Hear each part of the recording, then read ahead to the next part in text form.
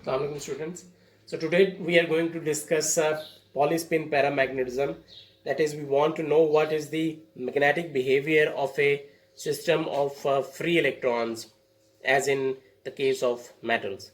And since we are talking about the free electrons, it means that they are not bound to any atom. So for these electrons, the orbital angular momentum will be zero, and we will only have the translational motion and the spin values. So we want to know that what kind of magnetism do these free electrons cause.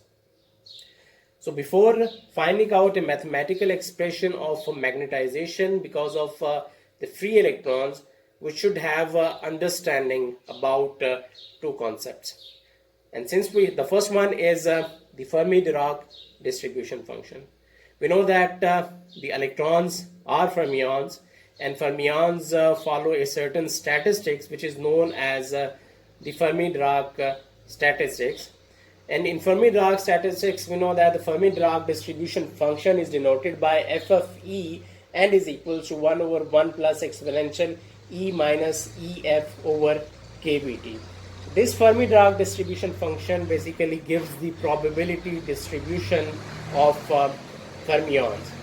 So since it is a probability distribution function, so definitely it will lie between 0 and 1.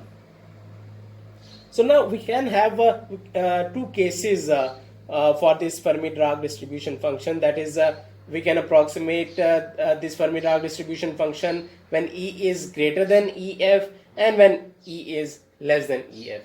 So let's take the first case when energy is greater than the EF, where EF is the Fermi energy. And we know that when E is greater than EF, this numerator will be a positive number divided by 0. Since we are talking about, we are calculating the Fermi-Dirac distribution function at 0 Kelvin. So when E is greater than EF, this will be a positive number divided by 0.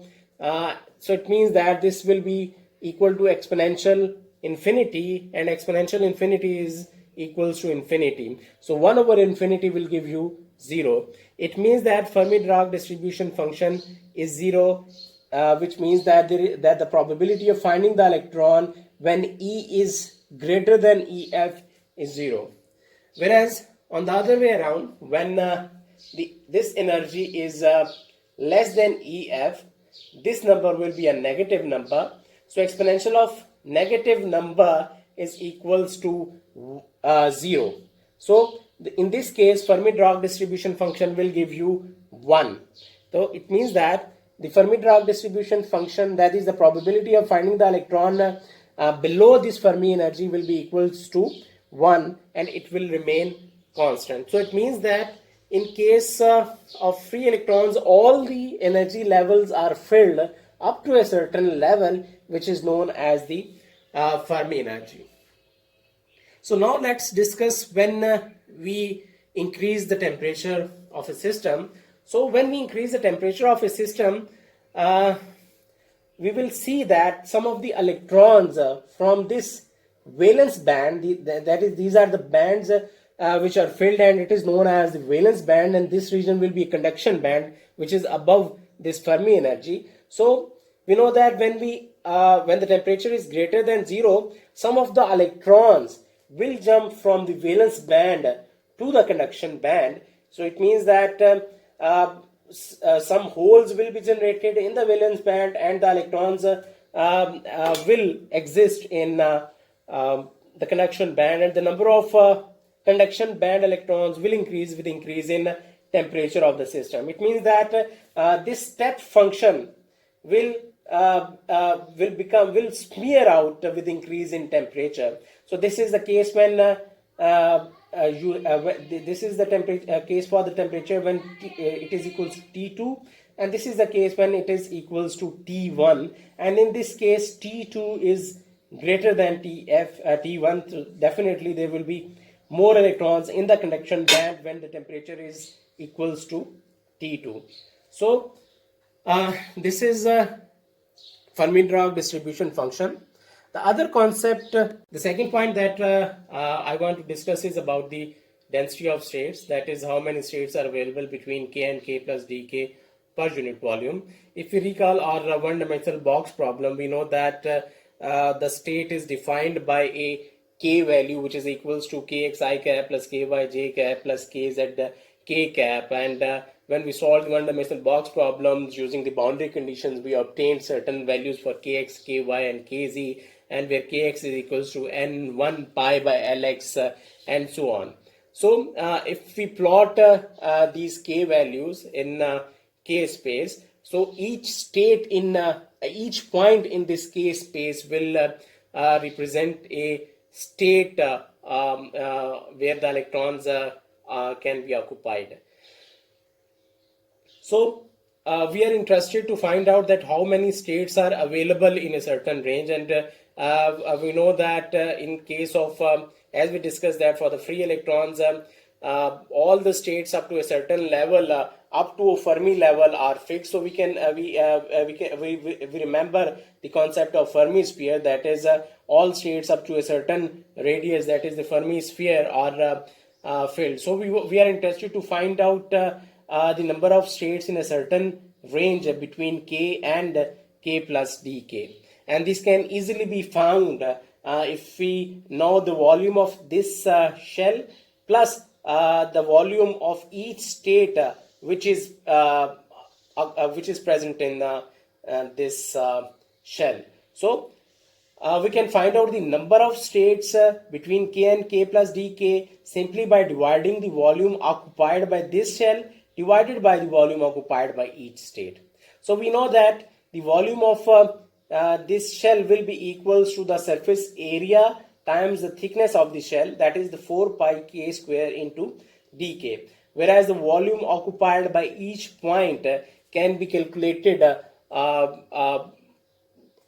from here. We can see that we can generate different points in k space depending upon the values of n1, n2 and n3, whereas for example, if n1 is equals to 1, we will have kx is equals to pi by lx. If ky is n2 is equals to 1, we have ky is equals to pi by ly, which is this point, and similarly when n3 is equals to 1, this point represents the value of kz, and similarly we can generate other points. So each point in k space represents a state for this system.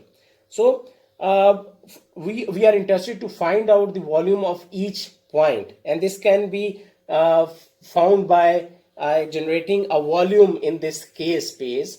We can see that this volume is basically attached with 8 points, and the volume of this cubical object is equals to pi cube divided by lx times ly and lz.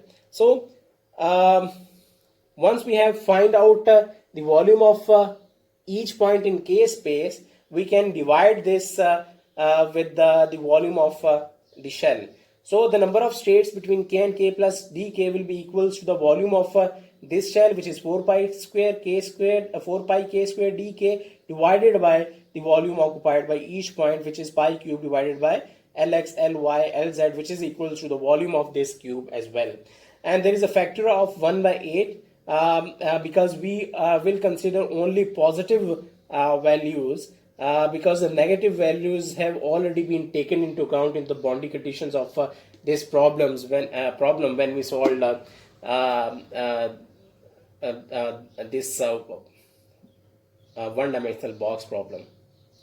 So the density of states for 3 dimensions will be equal to v k square over 2 pi square, and similarly for 2 dimensions and 1 dimension we can also find out the density of states, which will be a different number, and the density of states for 2 dimensions is equals to ak divided by 2 pi, whereas for 1 dimensions it is equals to L by pi. Once we have find out the density of states in 3 dimensions, which is equals to vk square over 2 pi square, we can convert this density of states from k to the density of states in energy space by simply using the ek relationship. And since we are talking about the free particles, we know that the energy of a free particle is equals to h cut square k square divided by 2m. So if we convert this expression in terms of energy, you will find that d of E will be equals to c e power 1/2. So it means that Fermi-Dirac distribution function for free electrons as a function of energy will have square root of energy dependence. So we know that for free electrons, the Fermi-Dirac distribution function has a step-like function behavior, whereas the density of states for free electrons has a square root kind of dependence. It means that if we can multiply, what we can do here is that we can multiply the Fermi-Dirac distribution function, which gives the probability of occupation of electrons, with the density of states which are available for the free electrons. We will have a graph like this. So the area of this graph will give us the total number of electrons up to the Fermi level. Now once you have find out the density of states for free electron as a function of energy, which has a parabolic kind of dependence, we can plot this curve by just twisting the axis. That is, we can take the density of states on x-axis and energy on the y-axis. So just as it has a parabolic dependence on this energy axis, similarly it will give you a parabolic dependence with respect to this energy axis. So this is the sub-band 1, which represents the spin of those electrons which have a spin down, and similarly this is the sub-band 2, which represents the spin of electrons which have a spin up. Now when there is no applied field, you cannot distinguish between sub-band up and the sub-band down, because you have not defined any access to these spins. And in this case, when there is no applied field, the number of up spins and the number of down spins are equal, so there will be no magnetization in the system. So now let's see what happens when you apply a magnetic field B. So when you apply a magnetic field B, the total energy of all up movements decreases by E is equals to minus mu B, whereas the moment of down movements will increase to plus mu B. So there will be an energy difference between these two bands, which is equals to 2 mu B. And there is also a transfer of electrons from the down sub-band to the up sub-band to reach to the equilibrium position. And since the number of electrons in the up and down band will adjust to make the energies equal at the Fermi level. So in this case, the magnetization, since the up spins are not equal to the down spins, the magnetization of the system is not zero. And you can calculate the magnetization simply by calculating the expression for the number of up spins to the number of down spins. And we can find out the number of up spins and down spins by very simple method, as I discussed previously, that f of E times d of E will give you the number of electrons in a certain state. So here we have seen that in case of the up electron, this band is shifted by a factor of mu B. So in this case, the number of up electrons will be equal to f of E into d of E minus mu B dE, which will you integrate from minus mu B up to a certain level, which is the Fermi level. This mu B, this shift is basically very small number, so you can take it equal to 0. And we also know that EF has a step function kind of dependence, or in this case it is, since the electrons are only filled up to a certain level, which is the Fermi level, and beyond there is no electron. So you can also take this limit equal to infinity in order to solve this integrand. Similarly, for the number, you can also calculate the number of down electrons by using the same method, which is equals to f of e into d of e plus mu b, since this in this case the band is shifted upwards. So you can find out the number of spin down electrons by calculating this integral, and then you can find out the magnetization by taking out the difference of spin up electrons and spin down electrons. Once we have written an expression for the number of electrons in the subup, number of spin up electrons and the number of spin down electron, we can take the difference between these two expressions. And since mu bb is a very small number, so we can expand dE plus mu bb using the Taylor series, and we know that Taylor series is defined as f of x plus h is equals to f of x plus h f prime of x plus e square by 2 factorial f prime of x, and so on.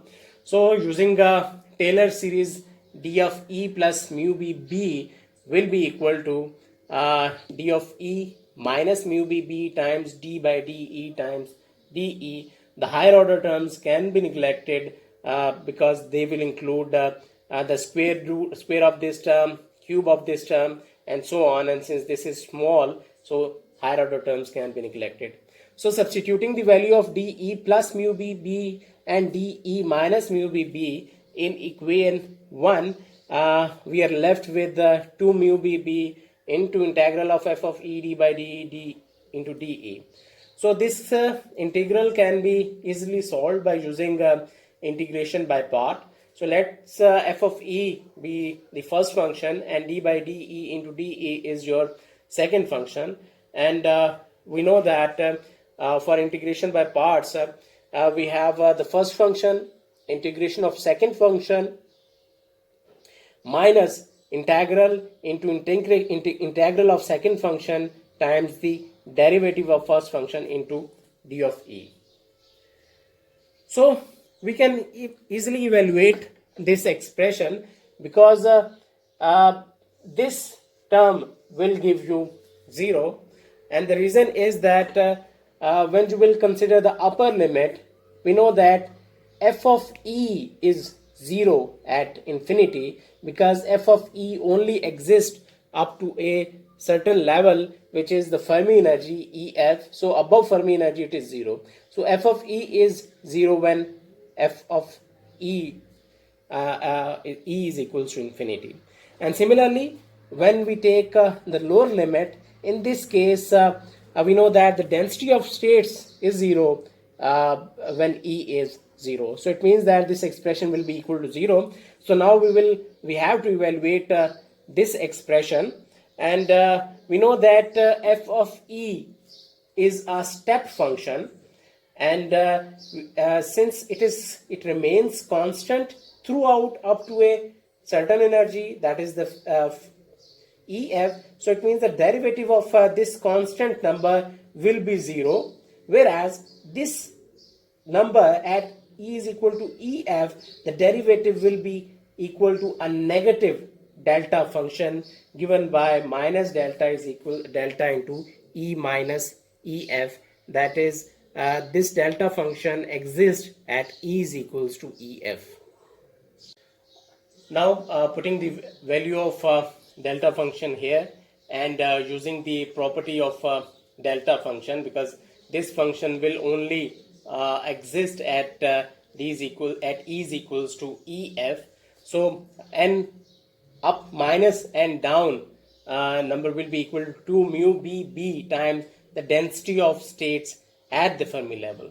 Now the magnetization is given by n up density of n up electrons minus n down electrons into mu b. So the magnetization of a system of a sea of free electrons in an applied magnetic field will be equal to 2 mu b square into the density of states at the Fermi level. And from condensed matter, or from free electron theory, we know that the density of states at the Fermi level is equals to 3n divided by 2EF. So this expression will be modified by substituting this value here. Similarly, we can also find out the susceptibility of which is known as the Pauli paramagnetic susceptibility given by m over b, which will be equal to 2 mu b square into density of states at the Fermi level. And after putting the value of density of states at the Fermi level, this will be equal to 3 mu b square n over EF. And we can also see that there is no temperature dependence involved in this expression. Moreover, the value of this susceptibility is very small, since the value of Fermi energy is very large. It means that chi is small, but it still it is a very effective number. So this expression is known as the Pauli paramagnetic susceptibility. Thank you.